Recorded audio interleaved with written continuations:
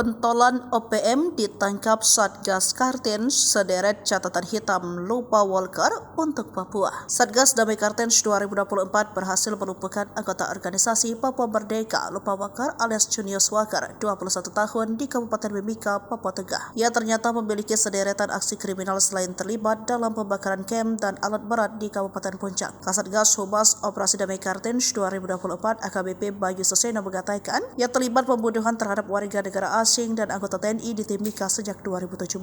Atas perbuatan keji itu, satu anggota TNI meninggal dunia dan 3 orang luka. Bayu menyebutkan ia juga terlibat dalam penembakan WNA di Kuala Kencana hingga 1 orang meninggal dan 2 orang lain luka-luka. Terakhir pada tahun 2021, Lupa Walker melakukan pembakaran kamp dan alat berat milik PT Unggul di Mundidok, Kabupaten Puncak. Bayu menambahkan Lupa Walker masih berada di posko Satgas Ops Damai Kartens 2024 Timika untuk dilakukan pemeriksaan lebih lanjut. Aparat masih mendalami peran Lupa Walker dalam melakukan geletapan. Sementara itu, Kepala Operasi Damai Kartens 2024 Kombes Faizal Ramdhani mengatakan Lupa Walker alias Junius Walker memang masuk dalam DPO Polres Puncak. Ia menjadi buron atas aksi pembakaran kamp di Puncak.